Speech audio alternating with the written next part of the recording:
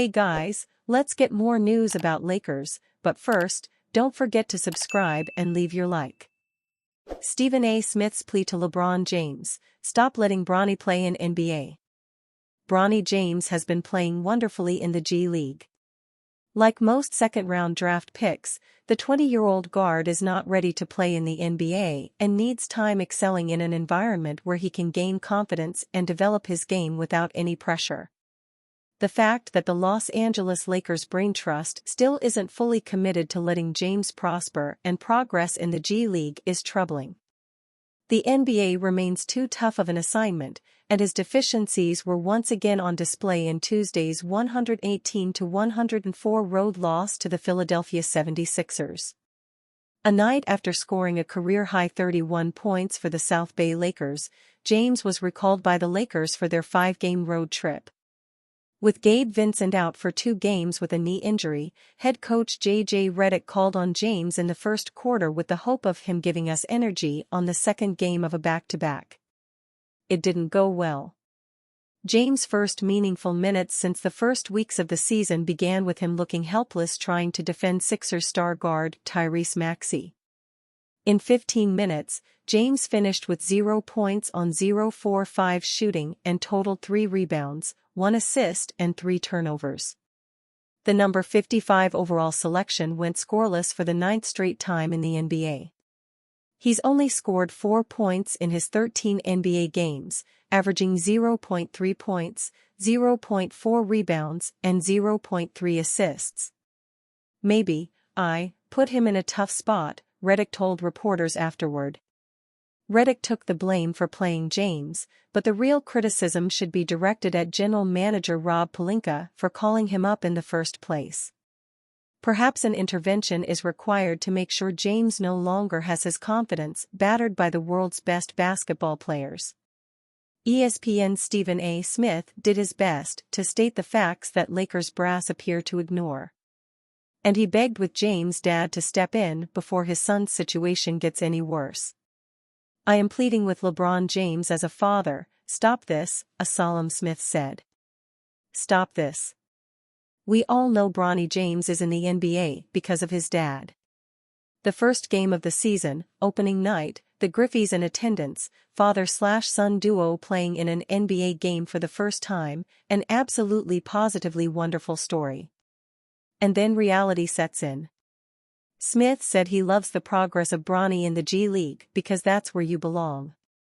"I am rooting for Bronny James," Smith added. "It would be cruel to root against him. He's a wonderful kid. I wish him nothing but the best. But he's LeBron James' son. And everybody knows what attention that brings." Smith then read the meager numbers Bronny has produced in the NBA so far and continued his plea to LeBron. "You know what people are saying," Smith said to LeBron. "You know what they're gonna do to this kid. How are you doing him favors?" Smith asked incredulously. "You know that he's not ready yet." LeBron James certainly has the power to tell Pelinka to keep his eldest son in the G League. Or perhaps it wasn't Pelinka's idea at all to call up Bronny, and it was someone else's idea. And maybe, just maybe, that individual has the organizational sway of multiple All-Star appearances, league MVP awards, and NBA championships to dictate what's best for Bronny James. Lakers' Anthony Davis has abdominal strain and will get re-evaluated in about a week. Los Angeles Lakers forward Anthony Davis strained his abdomen Tuesday and will be re-evaluated in about a week. Davis's injury occurred during the first quarter of the Lakers' 118-104 loss at Philadelphia. The 5-time All-NBA performer walked to the locker room with his right hand over his stomach when he left with 2:10 to go in the first quarter. Lakers officials announced the severity of Davis's injury Wednesday while noting that he had returned to Los Angeles and would be re-evaluated in approximately a week. The Lakers are at Washington on Thursday and at New York on Saturday before returning to Los Angeles for a road game with the Clippers on Tuesday. Davis is averaging 25.7 points and 11.9 rebounds this season. Lakers pivot trade focus to $30 million center amid Anthony Davis concerns, report. the Los Angeles Lakers have shifted their focus to Indiana Pacers center Myles Turner, Clutch Point's Anthony Irwin reported on Monday, January 28, before they lost Anthony Davis to an abdominal muscle strain.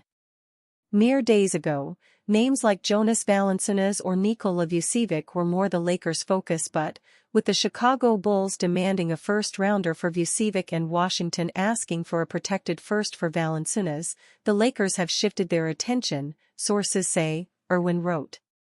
Irwin added the Lakers have held extensive internal conversations about making an offer for Turner and weighed whether it makes sense to put both the first-rounders they can move this trade deadline on the table for him.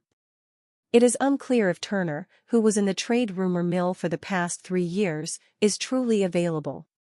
Turner's impending free agency gives hope for playoff contending teams, like the Lakers, who are seeking a floor-spacing rim protector. The Athletic's Jovan Buha reported the Pacers might make him available for the right price. Given his impending free agency, there is a sense around the league Turner is sneakily gettable and can be had for the right price. He's going to be seeking a contract starting in the $30+ million range annually, and the Pacers aren't sure if they want to pay him that much, according to league sources, Buha wrote. Davis has long desired to play next to a center. He made it publicly known last week in a sit-down interview with ESPN's Shams Charania. "I think we need another big," Davis told Charania before the Lakers trounced the weary defending champions Boston Celtics 117-96 on January 23. "I feel like I've always been at my best when I've been the 4, having a big out there. We know it worked when we won a championship with JaVale, McGee, and Dwight Howard at the 5 and I'm at the 4. The 6'11" Turner is one of the rare modern-day NBA big men who is a perfect fit with Davis. Turner is shooting a career-high 39.3% from the three-point line this season while averaging 2.0 blocks, 5th in the league. Even if he regresses to his career norm, which is 35.9%, Davis hasn't played with a big man like him. One real question for Los Angeles is whether Turner would re-sign this summer at a number they're comfortable with. If the answer to that question is yes, then maybe, just maybe, this is the year Rob Pelinka trades for him, Irwin wrote. Unless LeBron James declines his $52.7 million player option and takes a substantial pay cut, the Lakers could still have enough cap room to build a solid supporting cast even if they would have to pay Turner in the $30 million range. If not, the Lakers will potentially owe close to $140 million alone to James, Davis, $54.2 million, and Turner. The projected salary cap for next season is $154.6 million, while the luxury tax threshold is projected to be $187.9 million. If the Pacers entertain trading Turner, they will certainly want a decent center under a team-controlled contract in return. The Lakers will likely need to rope in a third team if that happens. And you, fan? What do you think of the situation of Myles Turner? Leave your opinion in the comments.